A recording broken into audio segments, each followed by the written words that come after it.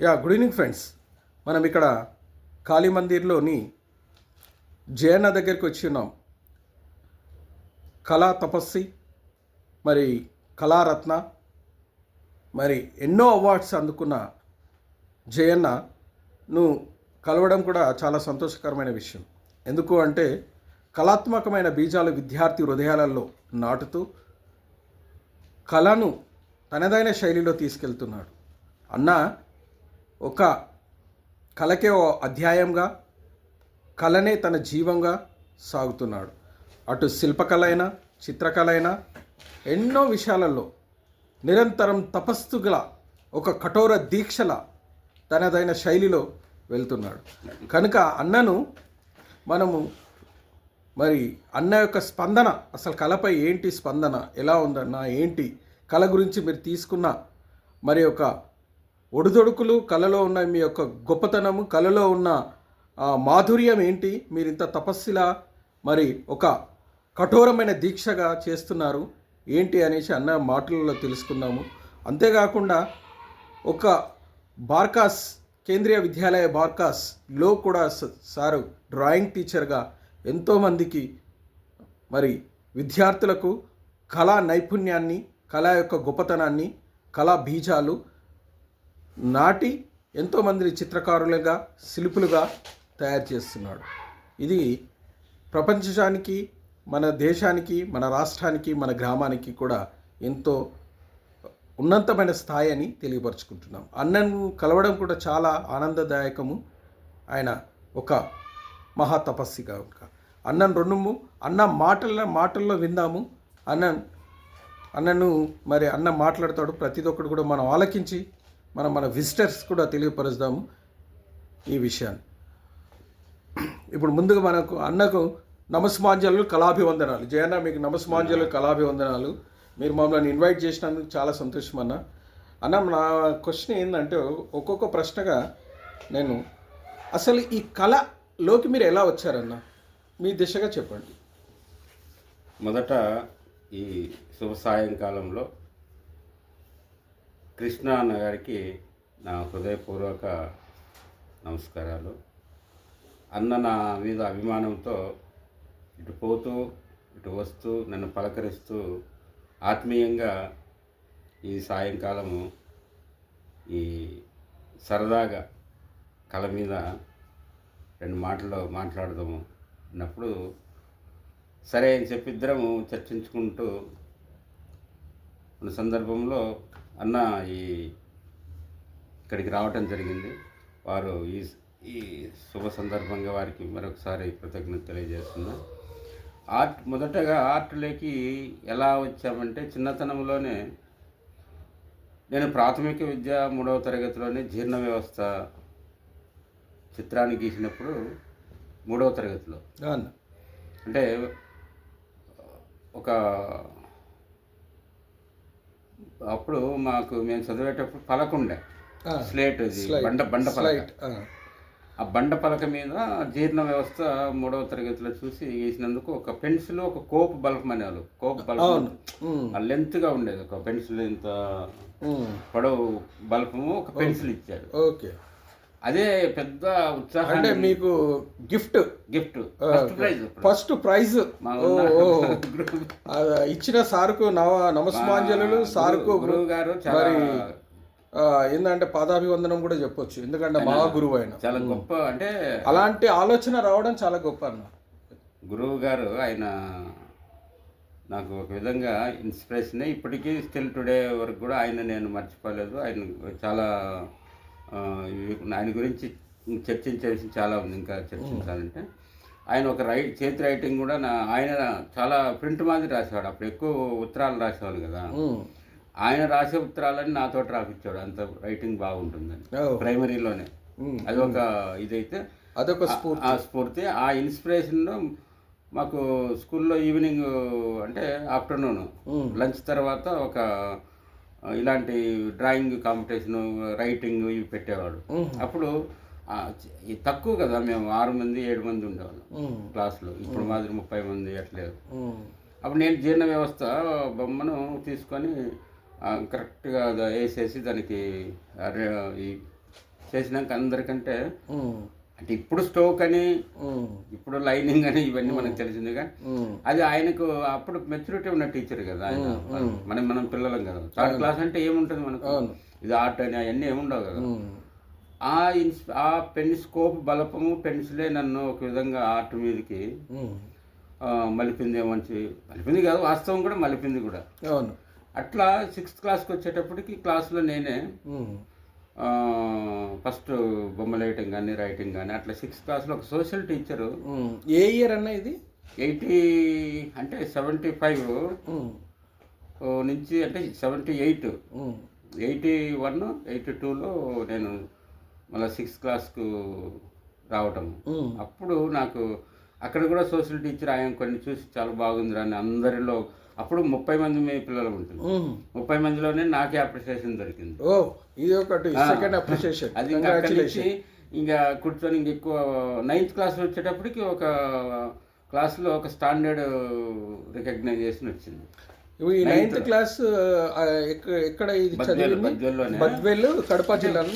కడప, అది చాలా పెద్ద స్కూల్, డిస్ట్రిక్ట్ లోనే హైయెస్ట్ మెంబర్ ఉన్న స్కూల్ అది. ఓకే. చాలా పెద్ద డి సెక్షన్ వరకు ఆ రోజుల్లోనే ఒక గవర్నమెంట్ స్కూల్ అన్ని సెక్షన్లు ఉండడం, డి సెక్షన్ వరకు అది కంటిన్యూషన్ చేశారు. అది పెద్ద స్కూల్ అది. Okay. Boys SKP junior boys Kanyaka Parameswari బాలుర పాఠశాలని, చాలా పెద్ద పాఠశాల అది బద్వేల్లో. ఆ తాలూకాలోనే హైయెస్ట్ నెంబర్ ఉన్న స్కూల్ అది. ఓకే. అక్కడ స్కూల్లో 9th వచ్చేటప్పటికి ఈ పెన్సిల్ డ్రాయింగ్లు వర్క్ మీద కొంచెం ఎనామిల్ కూడా టచ్ చేసే పరిస్థితికి వచ్చేసి ఆ టైంలోనే 9th లోనే. ఓకే. ఆ ఇంట్రెస్ట్ అట్లా తీసుకెళ్ళి కొంతమంది బయట ఈ ఆర్టిస్టులు ఉన్నారు కదా, వాళ్ళు తీసుకెళ్ళి అరే బాగా రాస్తుంటని చెప్పి రైటింగ్ వాళ్ళు రాయించడము అట్లా కూడా చేశారు కొంతమంది. అక్కడి నుంచి ఇంకొంచెము ఇన్స్పిరేషన్ పెరిగిపోయింది. ఓకే. ఇంప్రూవ్మెంట్, ఇన్స్పిరేషన్ అట్లా ఆర్ట్ మీద ఉంటే తర్వాత మా ఊరి వాళ్ళు కొంతమంది ఫైన్ ఆర్ట్స్లో చేయటం వల్ల వాళ్ళు చూసి, అదే నువ్వు 10th అయిపోయిన తర్వాత మళ్ళీ ఇంటర్మీడియట్ అయిపోయిన తర్వాత హైదరాబాద్లో జేఎన్టీ కాలేజ్ ఉంది, అక్కడికి వెళ్ళి ఉంటే మొత్తం ఆర్ట్ గురించే నేర్చుకోవచ్చు. అయితే అంతకు ముందు వరకు నాకు ఆర్ట్ మీద ఒక ఎడ్యుకేషన్ ఉంటుందని కానీ, ఆర్ట్లో ఎవరైనా కోచింగ్ ఇస్తారని కానీ ఆ థాట్ లేదన్న, తెలియదు అప్పటి వరకు. ఇంటర్మీడియట్ వరకు ఎవరైనా నేర్పిస్తే బాగుంది, వీళ్ళందరూ బాగా చేస్తావు బొమ్మలు అనేవాళ్ళు కదా, మనం చూపించేవాళ్ళు, ఎవరు వచ్చినా కూడా చూపించేవాళ్ళం మనం. అప్పుడు చూపించేవాళ్ళము, బాగుంది అనేవాళ్ళు. కానీ దీనికి కోచింగ్ ఇస్తారు, దీనికి ఒక ఉపాధి ఉంటుంది, ఇది ఒక మంచి కాలేజీ, ఆర్ట్ మీద ఎడ్యుకేషన్స్ కాలేజెస్ సిటీలు, ఇది పెద్ద అనే యాంగిల్ మనకు తెలియదు. ఓకే. అంటే ఒక ప్రొఫెషనల్ ప్రొఫెషనల్ మెథడ్స్ విలేజ్ లో స్టార్ట్ అయింది ఆర్ట్. అది ఒక పాయింట్.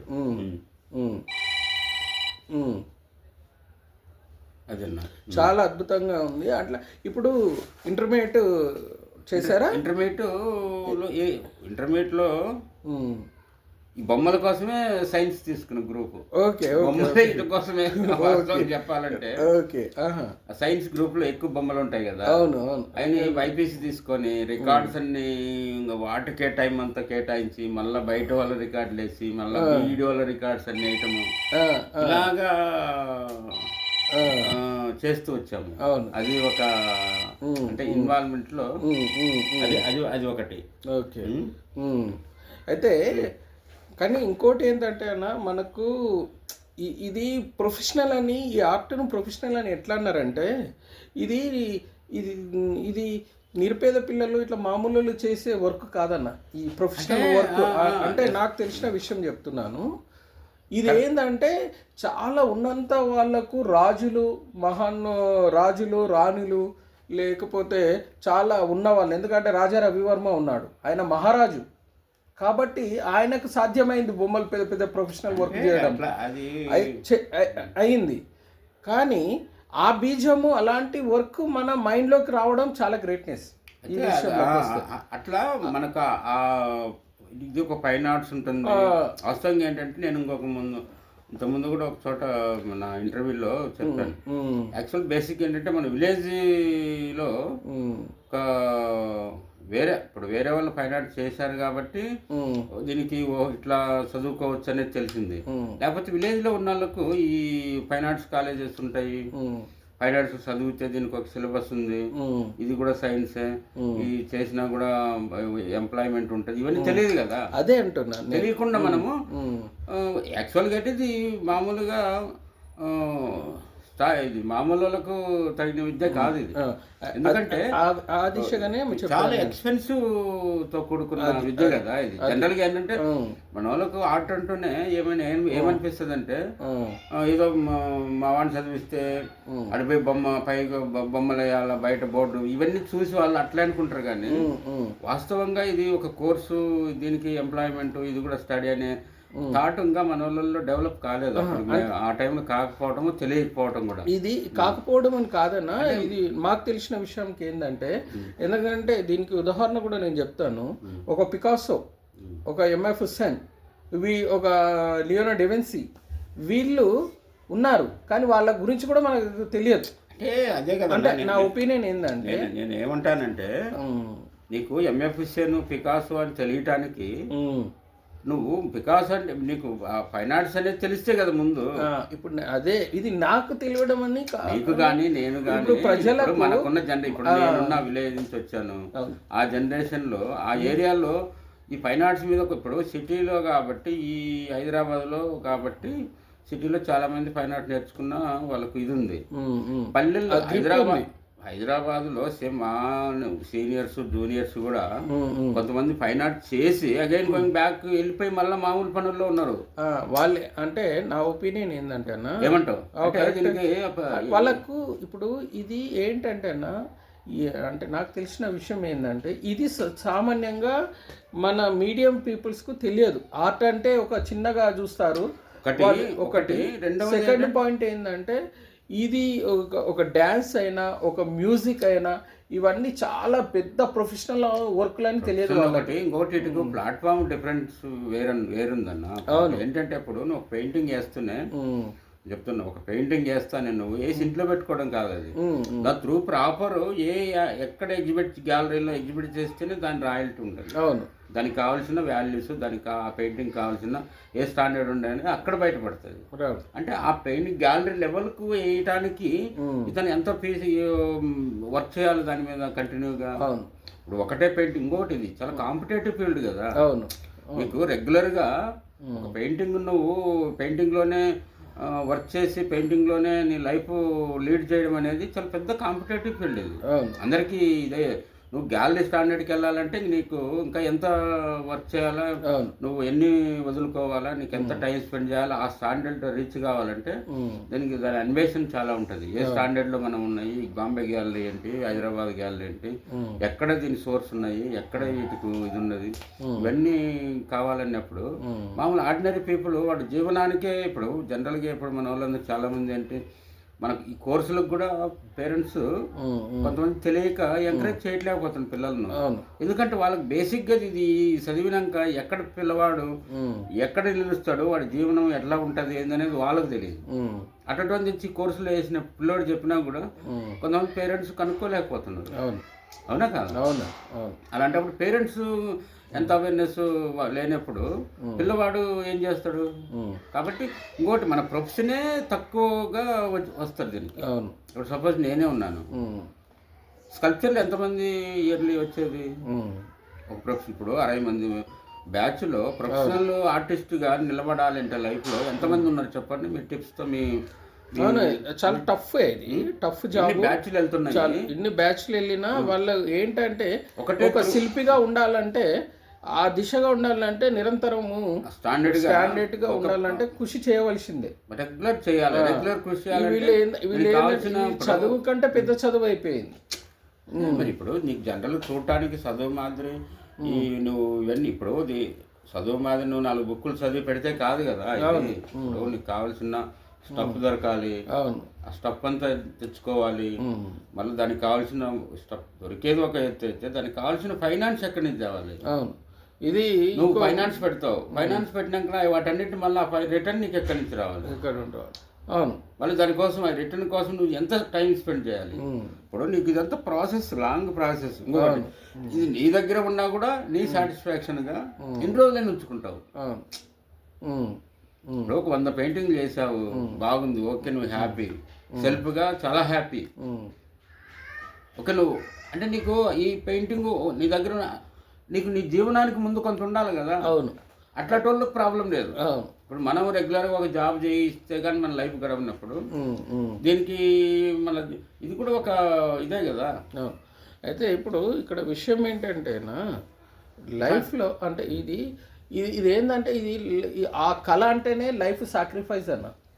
కళ అంటేనే లైఫ్ సాక్రిఫైస్. అంటే నువ్వు ఒక చిత్రకళను చూడు, ఒక శిల్పకళను చూడు, ఒక సంగీతాన్ని చూడు, ఒక లేదంటే ఒక గాయకుడిని చూడు, ఎంతోమంది ఉంటారు. అంటే అంటే నా ఒపీనియన్ ఏంటంటే ఇలాంటి సాక్రిఫైస్ ఉన్న వాళ్ళే ఈ దీంట్లో ఉండగలరు. సాక్రిఫైస్ ఒకటి. సెకండ్ పాయింట్ ఏంటంటే ఇది ఒక చరిత్రను సృష్టించేది. ఇది జీవనోపాధి జరగదని కాదు, కానీ సమాజానికి, దేశానికి నువ్వు ఒక చరిత్రను, నువ్వంటూ ఒక గుర్తింపు రావాలి అంటే నువ్వు నిరంతరం రాత్రిం పగలు కృషి చేయవలసింది ఒకటి.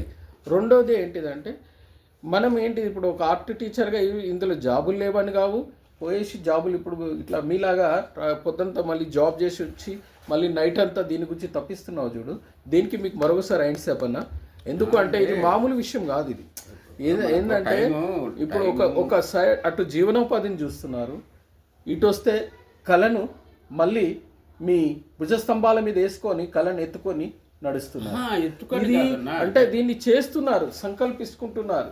అది చాలా గ్రేట్నెస్ అనేసి నా ఒపీనియన్. మనము ఇంట్రెస్ట్తో లైఫ్ అంతా మనం ఇంట్రెస్ట్తో వచ్చిన ఫీల్డ్ ఇది. ఇంట్రెస్ట్తో వచ్చిండ్రు, ఇంట్రెస్ట్తో చేస్తున్నారు. ఈ ఫీల్డ్కి మనం ఇది తప్పక వేరే చేయలేము. కాబట్టి ఈ ఫీల్డ్ మనము చాలా ఈజీగా నాకు ఒకటి ఉందిలేని ఒకటి మనము అంటే కాదు. అది ఏమంటావు? అదే కరెక్టేనా? ప్రొఫెషనల్ గా మనము ఈ ఫీల్డ్ మనకు చాలా మంది ఇంకో కొంతమంది ఉంటారు.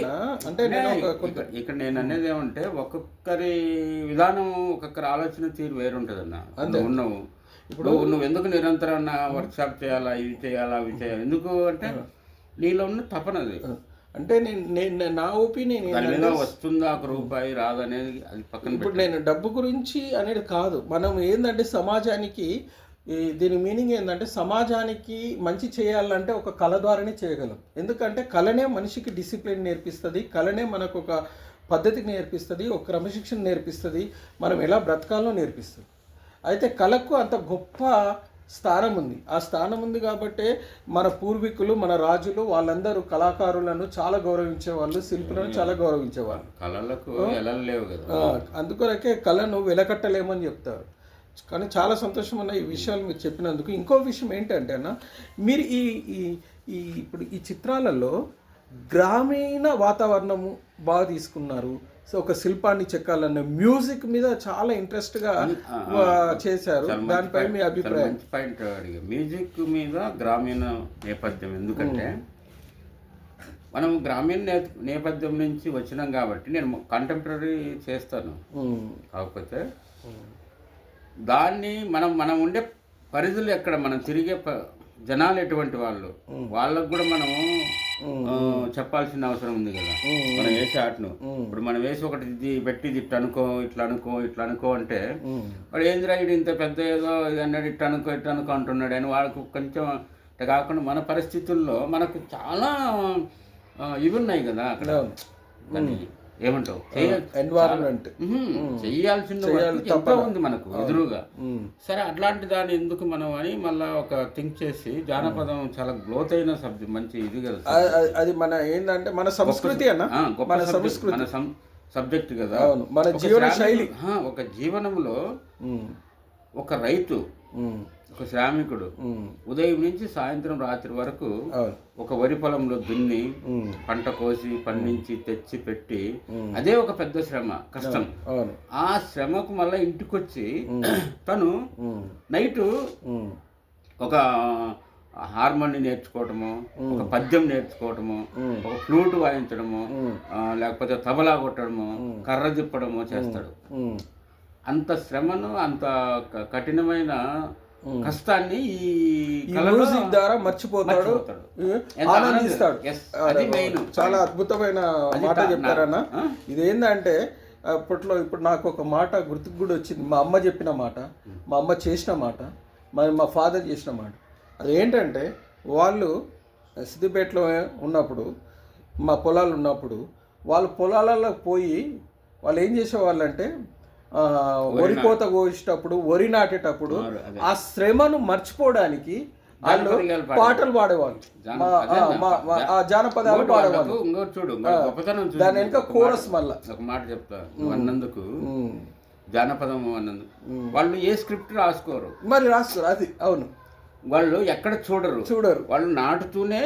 అవును, పక్కన సుబ్బమ్మ, వెంకమ్మ, రాములమ్మ ఉండి రాములమ్మ మీద అల్లుకుంటా, మా బావ మీద అల్లుకుంటానే వస్తారు. అవును, ఎంత గొప్ప క్రియేషన్, ఎంత సాహిత్యం, అది సాహిత్యము అసలు. వాళ్ళు లేస్తారు. ఇంకొకటి చూడు, వాళ్ళు అట్లా ఉందా, ఎంత ఎక్సర్సైజ్ అది. అవును, రెండవది వాళ్ళు ఉదయం లేస్తూనే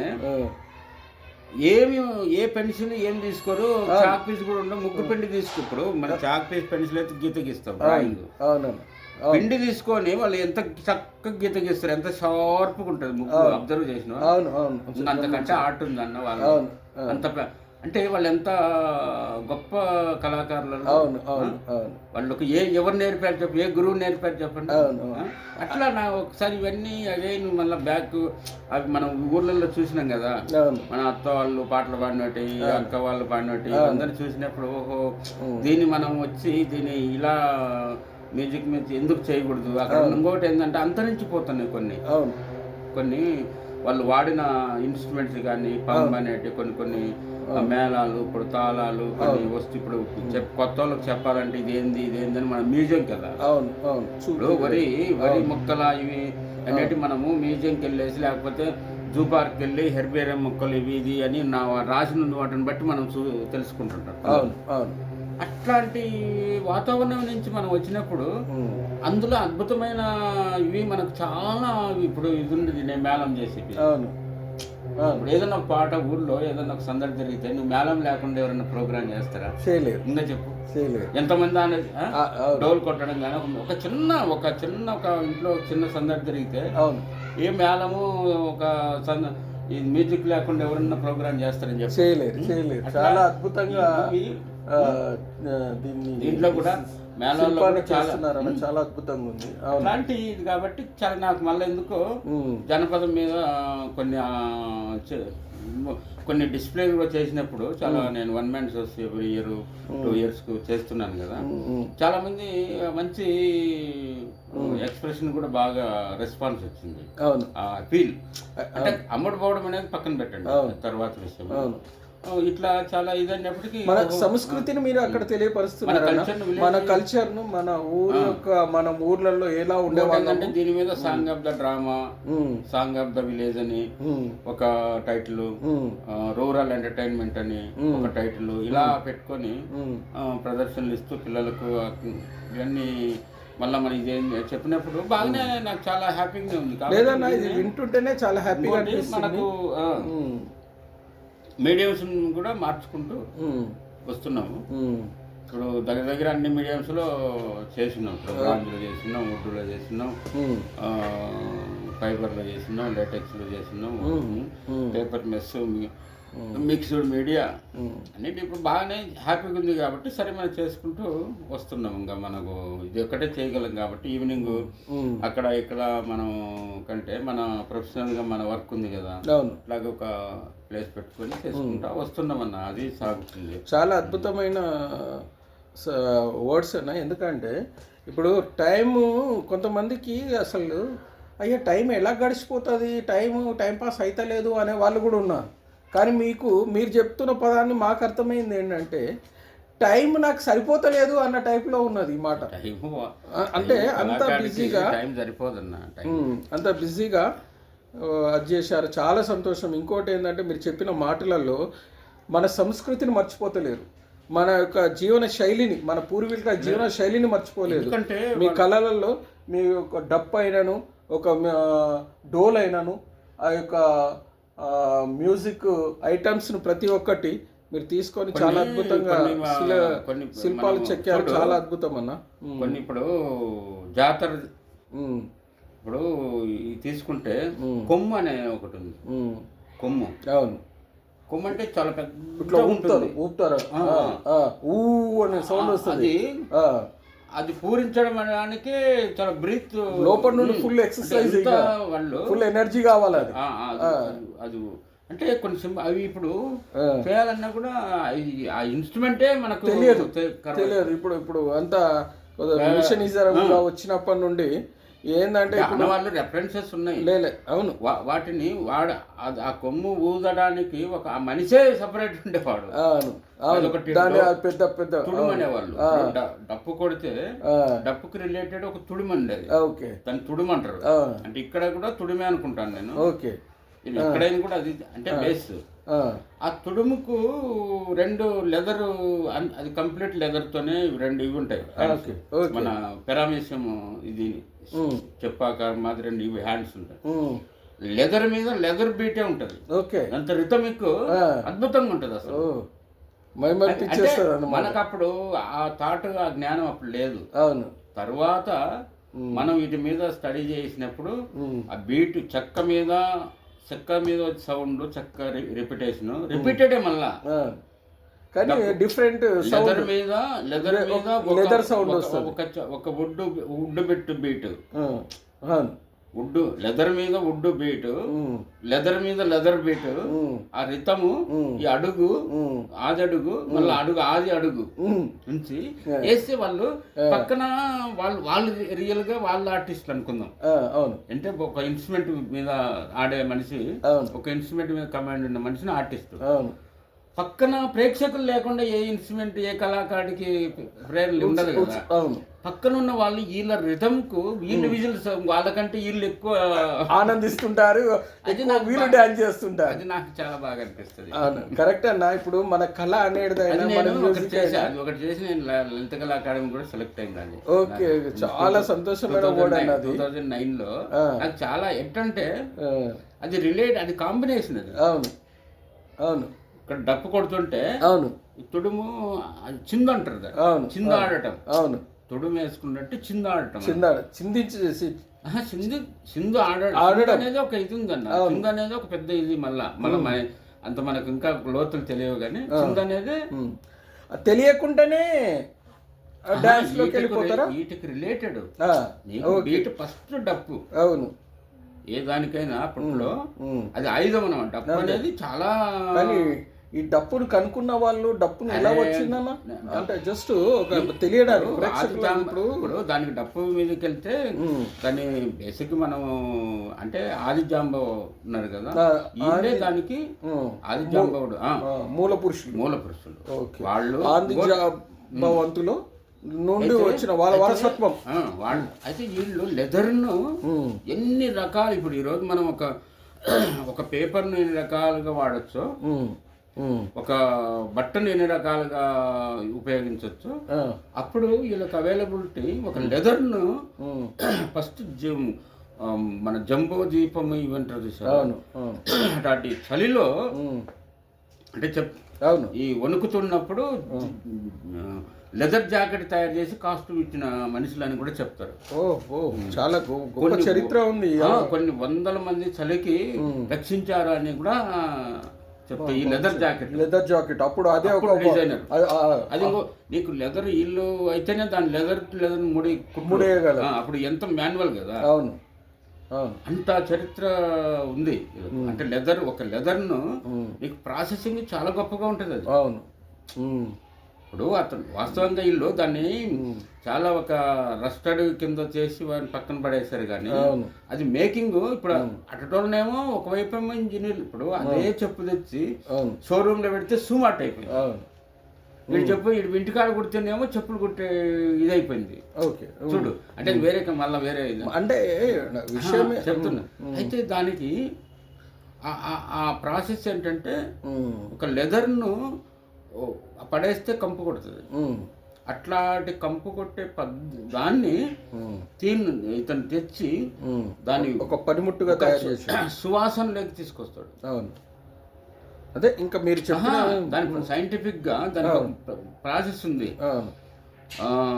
తంగడి చెక్క, అవును, దాని బెరడు, మళ్ళీ దానికి ఇవన్నీ నీళ్ళల్లో వేసి ఉప్పు వేసి దాన్ని మళ్ళీ ఇది వేసి క్లీన్ చేస్తారు క్లీన్ చేసి మళ్ళీ దాని ఒక బ్లేడ్ మాదిరి రంపెనే వాళ్ళు రంపెని ఒక దాన్ని కట్ చేయడానికి ఒక షార్ప్ ఒక సెమీ సర్కిల్ షేప్ లో ఒకటి ఉంటుంది కత్తి చిన్నది చేతి కత్తి, దాన్ని రంపె అంటారు. రంపె గూటం వాటి పేర్లు సపరేట్ వాళ్ళ దగ్గర ఉంటాయి కదా తయారు చేసే వాటితోటి కట్ చేసి వాటితోటి ముందు ఈ జంతువులకు ఇవి ఉండేవి కదా వెంట్రుకలు, వాటన్నిటిని స్మూత్గా తీసేసి మళ్ళీ 2 days ఎండలో ఎండబెడతారు. అంటే దీన్ని బట్టి చూస్తే జాంబవంతుని చాలా గ్రేట్నెస్. చూడు దాన్ని మళ్ళీ ఎండబెట్టి మళ్ళీ దాని అంతా క్లీన్గా అంటే మళ్ళీ ఎఫెక్ట్ కాకుండా అది మళ్ళా ఇవన్నీ వేసేసి తీస్తే మొత్తం క్లీన్గా అయిపోతుంది. ఇప్పుడు గోగు నారని తయారు చేసేవాళ్ళు మంచాలు అల్లుకోవటానికి తెలుసా? గోవు అది ఇప్పుడు గోవు చర్మంతో ఎట్లా అంటే కలబంద అని ఉండేది. కలబందను 10 రోజులు నీళ్ళల్లో పడేసి వచ్చేస్తారు. అది బాగా నాణ్యంగా తెచ్చి ఒక గూటాలు తీసి కొట్టేసి ఆ నారని తీసి వేసేసి పేడి మంచాలకు ఇచ్చేవాళ్ళు. తెలుసా? 10 రోజులు ఎదురును అలాగే నానబెట్టి తీసి నువ్వు ఎండబెట్టి కట్టేస్తే బెండు అసలు ఇది కాదు. అంటే కర్రలు ఉన్నాయి చూసావా, పెద్ద పైప్ కర్రలు, వాటిని కట్ చేసి నువ్వు తెచ్చి నీళ్ళలో వేసావా. దీన్ని పట్టి చూస్తే మన వాళ్ళు అంటే ఇక్కడ మన నాగరికత పెద్ద సైన్స్ తో కూడుకున్నది. చాలా గొప్పదన్నా. నువ్వు ఒక చెట్టు పచ్చి చెట్టును కొట్టి దాన్ని ఏం చేసేవాళ్ళు తెలుసా? ఇప్పుడు మనకు పైపులు ఈ భీములు వచ్చినాయి కదా, అప్పట్లో వాళ్ళు ఏం చేసేవాళ్ళు ఆ మంచి ఏదైతే మనకు భీమ్ కావాలి దాన్ని ముందు తెచ్చి నీళ్ళలో వేసేవాళ్ళు, నదిలో పారే నదిలో కట్టగట్టి పెట్టి వేసేసేవాళ్ళు. 15 రోజుల తర్వాత పోయి దాన్ని బయటికి తెచ్చి ఎండబెట్టేవాళ్ళు. అప్పుడు నీకు ఎట్లా ఉంటుంది అంటే స్టీల్ ఐరన్ మాదిరి అయిపోతుంది అది. అదంతా వాటర్ అంతా లాగేసి ఎండబెట్టేసి ఎట్లా ఉంటుంది అంటే నీకు అసలు సూపర్ అనమాట. కాటేసినా కూడా కాడు కూడా దిగదు, అంత స్ట్రాంగ్ అయిపోతుంది, అంత గట్టిగా అయిపోతుంది. అట్లా ప్రతిదీ నీళ్ళల్లో పెట్టి కొన్ని రోజులు తీసాము. గోవునార కూడా అటు పెట్టి తీసి దాన్ని చేసి ఇవి చేసి ఇంత ప్రాసెస్ అంటే ఆ రోజు వాళ్ళ సైన్స్ చూడు. అదే అంటున్నా, ఈ రోజు ఇప్పుడు వీళ్ళు మిషనరీని పట్టుకొని మా సైన్స్ అంటున్నారు కానీ వీళ్ళు ఏమీ లేకుండానే ఆ టైంలో ఇంత అద్భుతాలు సృష్టించారంటే మామూలు అంటే నేను చెప్తున్నాను. ఇవన్నీ ఇక్కడికి వచ్చినాక మళ్ళీ నాకు రీకాల్, అరే వీళ్ళు పల్లెల్లోనే ఇంత గొప్పగా ప్రతి దాంట్లో. ఇప్పుడు మా ఊర్లో తోలుపోయి ఇవి రాముడు సీత సూర్పనక్క పేర్ల పండుగ అనేది శ్రీరామనవమికి ఈ సీత ఈ వేషాలు వేసి పగటి వేషాలు వేసేటప్పుడు వీళ్ళు బంధనని మన ఇది తయారు చేసేవాళ్ళు, ఏది మైదా పేపర్లన్నీ అంటించి గుర్రం చేసేవాళ్ళు, మనిషిని చేసి దాని మీద ఈ గుడ్డలు గుట్టి కలర్ ఆడుకుంటా పోయేవాళ్ళు. పేపర్ పట్టు ఇప్పటికీ అది పేపర్ పల్ప్ అని మీకు ఇప్పుడు ఈ శరీరాల మాస్కులు ఇవన్నీ ఉన్నాయి కదా, సేమ్ ప్రాసెస్. మరి వాళ్ళు వాళ్ళు ఏ గురువు దగ్గర నేర్చుకున్నారంటావు? ఇక మహాదేవుడే గురువు. ఇవన్నీ గుర్తుకొచ్చినాయి అన్న. గుర్తుకొచ్చి మళ్ళీ ఏం చేశాను, అసలు నేను కొన్ని చాలా ఒక అంటే మోడర్న్ చేశాను. ఇవి చేసి నేను ఎన్ని రోజులు ఇట్లా తిప్పి వాళ్ళ దగ్గర పోయి నేను ఏం చెప్పాలమ్మని ఒకసారి క్వశ్చన్ వచ్చింది. వచ్చినప్పుడు సరే అదే దాని ఇంకోటి కాంటెంపరీ, అది దాని లెవెల్ చాలా గొప్ప, అది వేరే. సరే మనము నాకు మీ లోపల నచ్చింది ఏంటంటే అది కాబట్టి నీ లోపల నచ్చింది ఏంటంటే ప్రేక్షకులకైనా పెద్దవాళ్ళకైనా ఇప్పుడు మీరు మాట్లాడుతున్నప్పుడు మీ హృదయంలో మీ ఆలోచనలో మీ ఒక మన భారతదేశ సంస్కృతిని మీరు నిలిపారు. ఒకటి. సెకండ్ పాయింట్ ఏంటంటే మన నాగరికత ఏంటి, మనం ఎలా బతికాము అనేది కూడా మీరు చూపించారు. మన సంతోషం ఏంటిది, మన యొక్క బాధ ఏంటిది, ఆ ఫీల్ కూడా మీరు మిమ్మల్ని చూపిస్తున్నారు. చాలా సంతోషం. నాకు గొప్పగా అనిపించేది ఎక్కడంటే అంత పొలాల్లో పనిచేసిన నైట్ వచ్చి వాళ్ళు కర్ర తిప్పడం నేర్చుకునేవాళ్ళు. ఏదో ఒక కళ కళ నాకు అదే. మా ఊరు తోలు బొమ్మలు అట్లున్నాయి చూసావా, అవన్నీ ఇల్లే తయారు చేసి ఇల్లే అన్ని కుట్టి ఇల్లే ఆడిచ్చేవాళ్ళు. అసలు దీన్ని బట్టి చూస్తే నాకు మళ్ళీ ఏంటి అన్ని రాముడు మహాభారతం వీళ్ళకు మన బుక్కులు పెట్టి చదివింది లేదు. ఎక్కడ వీళ్ళే ఒకటి చెప్తుంటే వీళ్ళు రాసుకుంటా వచ్చింది అది అట్లే వాళ్ళ టర్మ్స్ అంతే. అప్పుడు అసలు పేపర్స్ కూడా లేనప్పుడు కమ్మలలో రాసుకునేటోళ్ళు అంట కదా. వాళ్ళ టర్మ్స్ అవన్నీ రాముడి వాళ్ళు అట్లా అల్లుకున్నవి. రాముడికి రకరకాల ఒక్కొక్క ఏరియాలో స్లాంగ్ ఒక్కొక్క రకంగా ఉంటుంది. వాళ్ళు ఇంకోటి ఆ పదాలు అయితేనే వాళ్ళు నవ్వుకుండే వాళ్ళు. మళ్ళీ మనకు అర్థం కాదు కొన్ని. ఆనందం ఆనందం మళ్ళీ మధ్యలో జోకులు రాసేవాళ్ళు. అదో ఆనందం. అందుకొరకు ఒగ్గు కథ ఎంత ఒగ్గు కథ అన్నాం కదా. సింధుకు ఒక వర్గమే ఉండదు. వర్గం అవును. వాళ్ళ మాటలు కూడా చాలా ఆనందాన్ని కలిగిస్తుంటాయి. అటంతా చూడు ఎంత గొప్ప, ఎక్కడి నుంచి వచ్చింది ఇది. అవును చాలా అవునన్నా. మనుషులు ఇప్పుడు మనిషి నాగరికత ఏర్పడ్డప్పటి నుండి వాళ్ళు పనిని మర్చిపోవడానికి పని చేసి మళ్ళీ పనిని మర్చిపోవడానికి మళ్ళీ ఒక కలన్గా నైట్ వచ్చేసి ఎంజాయ్ చేసేవాళ్ళు. మళ్ళీ తెలియదు ఎవరి పని వాళ్ళు. మామూలు లేదన్న. ఇది చాలా పెద్ద ఇంకోటి మన విలేజ్ ఇప్పుడు నశించిపోయినాయి. ఇప్పుడు కొన్ని నేను కథలు చదివినప్పుడు ఈ తోలుబొమ్మలాటలో ఆడే వాళ్ళ జీవన విధానము, వాళ్ళు ఊర్లో పోయి ఆడిచ్చి రోజులు ఉండేవాళ్ళు. కానీ అవన్నీ ఇద్దరు ముగ్గురు నేను ఒక 2-3 కథలు చదివినా కానీ బాగా అనిపించింది అవి. మొన్న కూడా ఒకటి ఏదో రీసెంట్గా నేను మా నాయనమ్మ ఒక నవల చదివా. ఓకే. నాకు ఇప్పుడు మీరు మాట్లాడుతుంటే మా నాయనమ్మ మాటలు కూడా గుర్తుకొస్తున్నాయి. వాళ్ళు చేసిన శైలి, మా నాయనమ్మలు చేసిన శైలి ప్లస్ ఎంత అద్భుతంగా చేశారు. అది చాలా గ్రేట్ అన్న. ఇంకొక విషయం ఏంటంటే సార్, నాకు మీ లోపల బాగా నచ్చిన పాయింట్ ఆఫ్ వ్యూ ఏంటంటే ప్రేక్షకులకైనా ప్లస్ మీరు చేస్తున్న విధానం ఏంటంటే భారతదేశ సంస్కృతి, భారతదేశ కళలు, భారతదేశంలో ఉన్న జీవన శైలి, వాళ్ళ యొక్క సంతోషము, వాళ్ళ బాధ, వాళ్ళ దుఃఖము, వాళ్ళ ఆనందము, మీరు వాళ్ళ మ్యూజిక్ ఒక ఐటమ్స్ ఇవన్నీ మీరు తీసుకొని చేసేది చాలా సంతోషమైన విషయం. భారతీయ సంస్కృతి ఎంత గొప్పదంటే అంటే లేదు చెప్పని కాదు కానీ దీంట్లో నీకు ఇండైరెక్ట్గా తెలియని అంటే దీన్ని మన వాళ్ళు దాన్ని ఎక్స్ప్రెస్ చేయడం ఒక్కొక్క చోట ఒక్కొక్క టైప్ చేసి ఉండొచ్చేమో కానీ సైంటిఫిక్ మెథడ్ చాలా ఉన్నాయి. ఒకటి కాదు, నువ్వు ఎట్లనే తీసుకోవాలి. ఇప్పుడు ఒక చిన్న విలేజ్ అది అనుకుందాం, ఒక లెదర్ టెక్నాలజీ అనుకుందాం. ఈరోజు లెదర్ టెక్నాలజీ అంటున్నారు, దాని గురించి చెప్తాను నేను.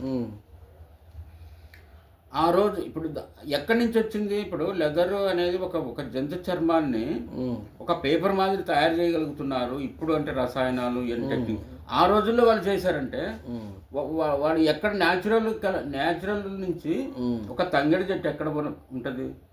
తంగడి చెట్టు, తంగడి ఆకు తెచ్చి దాని చెక్క తెచ్చి ముందు నానబెట్టి దాంట్లో తీసుకొచ్చి దీన్ని నానబెట్టి మళ్ళీ ఎన్ని రోజులు 10 రోజులు 15 రోజులు దానికి మళ్ళీ ఒక బకెట్ మాదిరి ఒక దిమ్మ కట్టుకొని గమాలలో పూజ దాని ఏంటిది కట్టుకొని దాంట్లో వేసి నానబెట్టి 10 రోజులు పెట్టి దాన్ని తీసి మళ్ళీ దాన్ని అంతా ఇచ్చేసేసి మళ్ళీ ఒక అడబెట్టి మళ్ళీ నానబెట్టి ఇచ్చేసి ఒక పేపర్ మాదిరి చేసి అప్పుడు ఒక జాకెట్కు నువ్వు దాన్ని వాడానంటే బెల్ట్లు ఒక బొక్కెను కుట్టేవాళ్ళు. అవును, మూట కొట్టే బొక్కెన్లు అప్పుడు నీకు ఇప్పుడు నీకు వాటర్ తోటి యంత్రాలు చాలా వచ్చాయి. అప్పుడు నీకు సోర్స్ ఇదే. అవును, లెదర్ ఒక్కటే సోర్స్. అవును, బావిలోంచి నీళ్లు తీయాలంటే బొక్కను కుట్టేవాళ్ళు, ఎడ్లు లేకపోతే ఇవి. నీకు ఎడ్లు ఉంటాయన్నా కానీ వాటర్ తీయాలి కదా. ఎన్ని బకెట్లు తీస్తావు? తీయలేదు. ఇప్పుడు యాతం ఉంది నీకు, అందుకు నాకు యాతం అంటే ఒక పాట కూడా వచ్చింది, గూడ వేయడం అని ఉంటది. అవును, ఇప్పుడు చూడు ఇవన్నీ పదాలు. ఈ గూడ నుంచి ఎన్ని వేస్తావు? నాకు చాలా సంతోషం అనిపించింది ఒక వర్డ్ గూడ ఒకటి. యాతం తర్వాత నీకు బావిలో నుంచి మోట బావులు అనేవాళ్ళు. అవును, ఈ మోట బావుల్లో ఈ బొక్కెన్లు అనేవాళ్ళు. బొక్కెన్ అంటే ఒక ఎన్ని ఉంటాయి, ఒక దాంట్లో సుమారుగా 5 డ్రమ్ములు పడతాయి. ఆ డ్రమ్ముల నీళ్ళు 2 ఎద్దులతో తీసుకొచ్చి మళ్ళీ దానికి ఒక లెదర్ ఒక్కటే, దానికి మహా ఆయుధం ఏదైనా ఉండలేదు. దాన్ని పనితనం ఎట్లా కుట్టేవాళ్ళు? దాన్ని ఒకటి మీద ఒకటి వేసి ఎంత అసలు నువ్వు దానికి సపరేట్గా మేకర్స్ అనమాట. ఒక 10 రోజులు 15 రోజులు కూర్చొని పెద్ద మోటార్ కుట్టించేవాళ్ళు. పెద్ద బుక్కిన అది నీవు ఎద్దులు కాదు, మైకులు వేసి లాగుతున్నా కూడా ఏం కాదు. అంటే చూడు అది దాని ప్రాసెసే చూడు ఆ, ఎంత గొప్పతనంగా ఉందో. చాలా అద్భుతం అన్నారు. దాని ఈ రోజు మోటార్లు ఇవి ఉన్నాయి. ఒక ఇంజన్ అది ఈ రోజు చెప్పాలంటే నీకు ఈ ఇంజన్లు అనాల, అవును అంతే కదా. అవును, కానీ అది మాన్యువల్ ఇంజన్, ఇది మిషన్ ఇది. అంటే ఆ రోజు తను కానీ వాళ్ళ ఆలోచన చాలా ఒక గొప్పది. బొక్కెన కోసము ప్రాసెస్ చూడు ఎంత ఉందో, అవును. ఎన్ని రోజులు ప్రాసెస్ ఉంది. ఇంకా అంతకంటే నీకు గొప్ప సైన్స్ ఉందన్న. లేదు లేదు, ఇప్పుడు అంటే ఏంటంటే దాన్ని ఉమ్, మనం రాను రాను మనం ఏంటంటే సైన్స్లోకి దాని రసాయనాలు వాటిని డైవర్ట్ చేసుకుంటూ ఇక వాళ్ళు ఆలోచించుకుంటా వీళ్ళు ఈ విధంగా వెళ్ళారు. బేస్ నేను ఏమంటానంటే మనకు అవే అన్నమాట. అంత గొప్ప భారతీయ సంస్కృతి మనకు. ఇంకోటి ఈరోజు మనకు వేదాలు వీటన్నిటిలో మనకు ఆధారాలు దొరుకుతున్నాయి, అవే కదా. అవును అవును, కరెక్టే. ఇప్పుడు మీరు చెప్పింది అది ఏంటిదంటే 100% వాళ్ళు కరెక్ట్. ఎందుకంటే మన సంస్కృతి కూడా ఆధారపడి వ్యవసాయం మీదనే ఆధారపడి ఉన్నది కాబట్టి మన వాళ్ళు ఎంతో శ్రమపడి ఎంతో అది చేసి మన భారతదేశాన్ని గురించి పాటుపడి మన దేశాన్ని గురించి వాళ్ళ శ్రమకు మరొకసారి నమస్సుమాంజలు. మరి వాళ్ళకు ఏంటిదంటే పాతాభివందనాలు కూడా చేయొచ్చు. ఎందుకంటే వాళ్ళు మన పూర్వీకులు, మన పెద్దలు, మన జ్ఞానం, మన సంస్కృతిని కాపాడేవారు. కానీ అన్న, ఇప్పుడు నా ఉద్దేశం ఏంటంటే సార్, ఇప్పుడు మీరు కళలోకి వస్తున్న పిల్లలకు మీ యొక్క సందేశం ఏ విధంగా తెలియపరుస్తారు? కళ గురించి వాళ్ళకు కళా బీజాలు, మరి వాళ్ళకు ఒక మంచి సలహా ఎలా ఇస్తారు? ఒక విద్యార్థులు డ్రాయింగ్ నేర్చుకున్నామని ఇప్పుడే బిఎఫ్ఏ చేద్దాం అట్లా రాద్దామంటే బిఎఫ్ఏ వాళ్ళకు అంటే చెప్పచ్చు అన్న. ఏదైనా ఇప్పుడు మనం ఏంటంటే ఒక ప్రొఫెషనాలిటీలోకి వచ్చే కొత్త విద్యార్థులకు మనం ఏం చెప్పాలంటే, ఎంత కాంటెంపరీకి వెళ్ళినా ఇప్పుడు మనము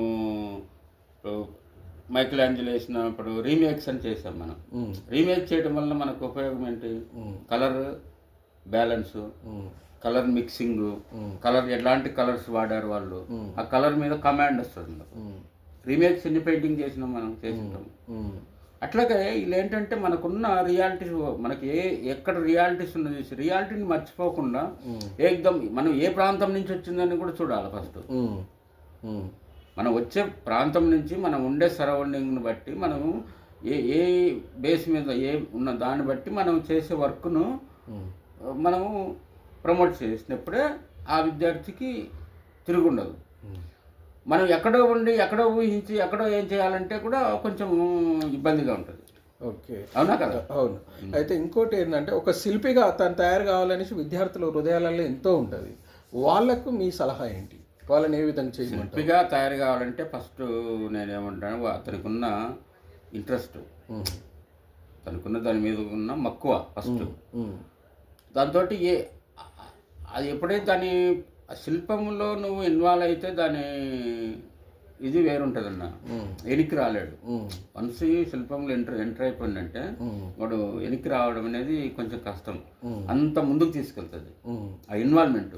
చేస్తుంటే ఇంకా చేయాలనేది చాలా ఇది.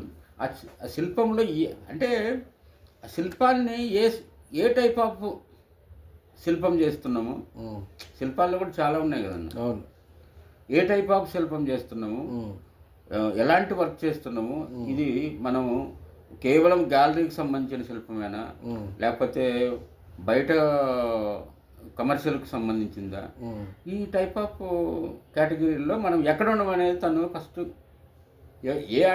ఒక శిల్పనే కాదు ఆర్టిస్ట్ అన్న వ్యక్తి ఫస్ట్ తను ఏంటనేది స్టాండర్డ్స్ కొంచెం తెలుసుకుంటే, ఎక్కడ నిలబడ్డాం మనం అనేది తెలుసుకుంటే ఇబ్బంది పడడు. నేను కొంతమందిలో నిరుత్సాహం ఉంటుంది మనలో, నేను ఎంతో చేసినా నన్ను ఎవరు గుర్తించాలి? ఒక మాట మనం జనరల్గా అనుకుందాం. ఇప్పుడు ఎంతో చేసినాము, ఎవరు గుర్తించాలి? చెప్పండి ఈ పాయింట్. నేను నిన్ను ఒక క్వశ్చన్ అడిగా, ఎవరు గుర్తించాలి అంటే నీ పనే నిన్ను గుర్తులోకి తీసుకెళ్తుంది. అంటే మనం నువ్వు నన్ను ఒకరు గుర్తించాలి అంటే నువ్వు ఒక్కరి గురించి చేస్తున్నావు, నీ గురించి చేస్తలేవు, నువ్వు సమాజం గురించి చేస్తలేవు. అంటే నా ఒపీనియన్, నా మాట ఏంటంటే, నీకు ఏ పనిలో ఆనందం కలుగుతుందో ఆ పని చేసుకుంటా కదా. అంటే ఇప్పుడు ఏంటంటే ఎవరి వర్క్ ఎంత స్టాండర్డ్గా ఉంటే వర్కే వర్క్ ద్వారానే నువ్వు గుర్తింపబడతావు. అది మనం అక్కడ దాని వర్క్ని ఎప్పుడు మనము 2 రకాలు 3 దాన్ని డైల్యూట్ చేసేసి మనం డిజైర్స్ ఎక్కువ పెట్టుకున్నాం అనుకున్నా అది ఎక్కడ గుర్తించాలంటే అక్కడే ఉంటుంది. ఓకే, ఇది కాదు మనకు పాయింట్. అవును. ఇప్పుడు ఏ శిల్పి అయినా చిత్రకారుడైనా కూడా అవును, తను చేయాల్సిన మ్యాక్సిమం చేయాలి. అవును, కరెక్ట్ అన్న. వాల్యూస్ తగ్గకుండా కూడా చేయాలి. ఇప్పుడు నీ స్టోక్ నీ స్టైల్ ఉంది, అవును, నీ స్టోక్ ఉంది, అవును, నువ్వు ఇది ఉంది, దానికి అక్కడ నువ్వు కాంప్రమైజ్ కాకూడదు. అవును, అవును, అప్పుడే నీకు అది ఎక్కడ నిలబడాలో అక్కడే పోయి నేను నిలబడుతుంది. ఓకే, అక్కడ మనం ఏం చేస్తున్నాము దీనికి అక్కడ మనం తాత్సారం చేసి మనకు ఒక సపోజ్ అన్నీ అయిపోయింది, ఒక ఫ్రేమే అనుకుందాం. ఇప్పుడు నువ్వు ఒక మంచి ఒక వాల్యూ కలిగిన దానికి నువ్వు ఎలాంటి ఫ్రేమ్ వేయించాలి? ఆ వాల్యూ ఉన్న ఫ్రేమే పెడితేనే కదా దానికి. అట్లాగా కొన్ని స్టాండర్డ్స్ కూడా మనం బిల్డ్ చేసుకోవాలి. ఓకే, చాలా అద్భుతమైన మాట, చాలా సంతోషం. ఇంకో విషయం ఏంటంటే కొంతమంది పిల్లలకి ఎంతో ఇంట్రెస్ట్ ఉంటుంది, కానీ కొంతమంది తల్లిదండ్రుల ప్రోత్సాహం సరిగ్గా ఉండదు. కొంతమంది తల్లిదండ్రులకు ఎంతో ఇంట్రెస్ట్ ఉంటుంది, పిల్లలకు ఎక్కువ ఇంట్రెస్ట్ ఉండదు. కానీ ఏదేమైనా మీరు తల్లిదండ్రులు పిల్లలను కళ్ళపై ఎలా ప్రోత్సహించాలి? అంటే అక్కడే ఇప్పుడు మనకు వచ్చిన అంటే మీకు తెలిసిన ప్రాబ్లం ఇదేనా? కొన్ని అన్నది మీరు అన్నది పాయింట్ కరెక్టే. కొన్ని చోట్ల ఏంటంటే పిల్లలు అత్యుత్సాహంగా ఉన్నప్పుడు తల్లిదండ్రులు వాళ్ళను నిరుత్సాహపరుస్తున్నారు.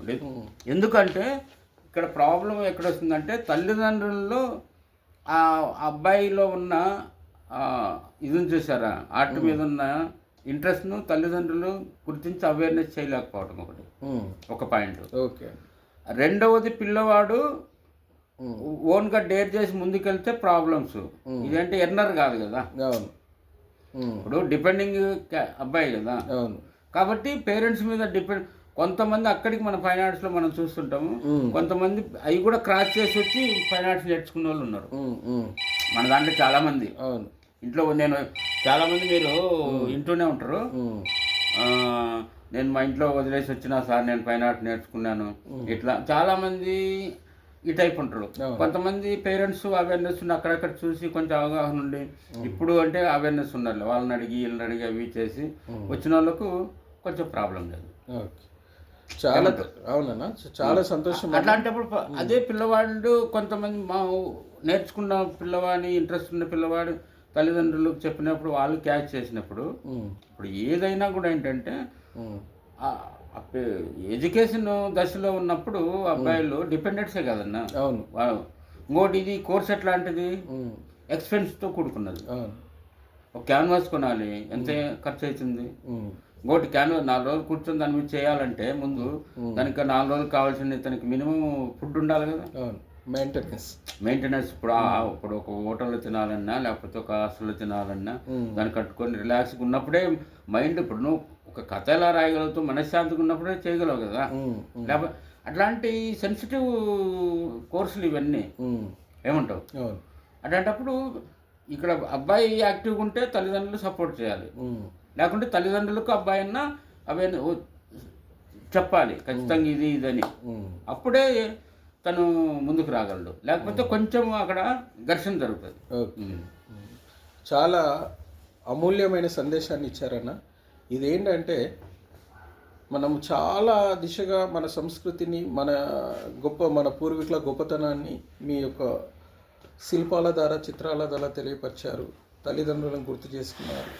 వాళ్ళ యొక్క దిశగా మీరు యొక్క సంతోషాన్ని నాకు వినిపించింది ఏంటంటే మీరు ఒక ఆ గురువు చెప్పిన బోధ, ఆయన మోల్డ్ చేసిన విధానము, అదొక శిల్పిగా ఒక చిత్రంగా మీరు ముందుకు సాగి, అంతేకాకుండా మళ్ళీ ఇంటర్మీడియట్ చేసుకొని, అంతేకాకుండా నేను ఫైన్ ఆర్ట్ను చేయాలా, ఇట్లా ఉందంట దీనికి ఎడ్యుకేషన్ ఇదే అని మళ్ళీ ఇక్కడికి వచ్చి ఎన్నో ట్రబుల్స్ పొంది కూడా ఇదేంటంటే ఈ ఫైన్ ఆర్ట్స్ అనేటివి ఇవన్నీ చాలా డబ్బుతో కూడుకున్న, ఫైనాన్షియల్తో కూడుకున్న చదువులు కాబట్టి చాలా డిఫరెంట్. ఒక ఎడ్యుకేషన్ ఎంత తొందరగా చదివేసి ఊకోవచ్చు, కానీ ఇది అలాంటిది కాదు. ఇది చాలా టఫ్ సబ్జెక్టు.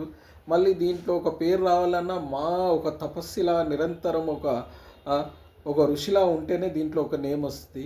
అది కూడా మీరు తెలియపరిచారు, చాలా సంతోషమన్నా. అంతేకాకుండా మీ యొక్క సందేశాన్ని ప్రేక్షకులకు, తల్లిదండ్రులకు, విజిటర్స్కు అందించి రేపు చిత్రకళ అంటే ఏంటి, శిల్పకళ అంటే ఏంటి, జీవితం అంటే ఎలా ఉంటుంది, అనేది కూడా తెలియపరిచి ఉన్నారు. కానీ నేను దీని అన్నిటికీ నేను ఈ సమాజానికి అయినాను, మన వాళ్ళకైనాను, మన విజిటర్స్కి అయినాను ఒక విగ్రహాన్ని శిల్పి దగ్గర ఉన్నప్పుడు ఆ విగ్రహము శుద్ధి చేసి దానికి ఏంటంటే పవిత్రతను అందించి ఒక దేవాలయంలో పెడితే ఒక దేవుడు, ఒక రాముడైనను, ఓ కృష్ణుడైనను, ఒక లక్ష్మీ అమ్మవారైనను, ఆ మహాదేవుడు శివుడైనను, ఇదంతా కూడా ఒక చిత్రకారుడు శిల్పకారుని ఊహతోనే మరి మనం ఒక నమ్మకం అనే భావాలతోటి మనల్ని దేవుణ్ణి ఏర్పరచుకొని మనం భయము భక్తితో ముందుకు సాగాలని మరి ఇలా పెద్ద మనం వెంకటేశ్వర్ల గుడి అయినను, ఈరోజు తిరుపతి అంత పెద్ద తిరుపతి అయినను మళ్ళీ ఉన్నది. అక్కడ ఆ దేవుని చూడడానికి ఎంతోమంది, వెంకటేశ్వర స్వామిని చూడడానికి, అమ్మవారిని చూడడానికి ఎంతోమంది వెళ్తారు. కానీ అది తయారు చేసింది కూడా ఒక శిల్పే. కాబట్టి ఆ దిశగా ఒక చిత్రాన్ని తయారు చేసిన, ఒక హిస్టరీని తయారు చేసిన, ఇదంతా ఏంటిదంటే ఇది కేవలము ఇది ఒక శిల్పికి చిత్రకారులకు చెంది మరి వాళ్ళ ఏంటంటే ఆ మహాదేవుని వారసత్వాన్ని వీళ్ళ లోపల ఇమిడ్చుకొని మరి వీళ్ళు ఆ దిశగా మీరు పరుగులు తీస్తున్నారు, అరుగులు వేస్తూ మరి నవ సమాజానికి కూడా ఒక మన నాగరికతను తెలియపరుస్తూ ముందుకు వెళ్తున్నారు. కాబట్టి మరోసారి మీకు నమస్సుమాంజలు తెలియపరచుకుంటూ మన చాలా ఏంటంటే కళాభివందనాలు తెలియపరచుకుంటూ మీరు ఎన్నో అవార్డ్స్ ఇంకా ముందు తీసుకొని ఇంకాను భారతదేశాన్ని యొక్క కీర్తిని కూడా మీరు చాటి చెప్పి ఇంకాను ఆయా దేశాలలో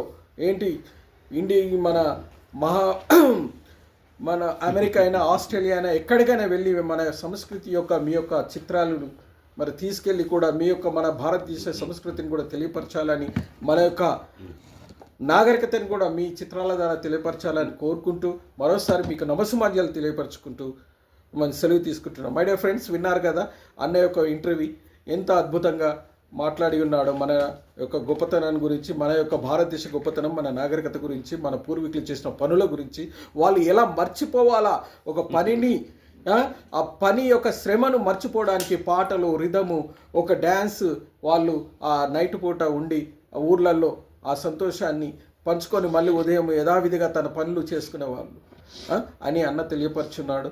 100% మరి మరోసారి కూడా జయన్నకు జయం కలగాలని నమస్సుమాంజలు తెలియపరచుకుంటూ మరి మనం కూడా అన్నకు మరోసారి నమస్సుమాంజలు తెలియపరచుకుంటూ మై డియర్ ఫ్రెండ్స్, విన్నారు కదా అన్న యొక్క ఇంటర్వ్యూ.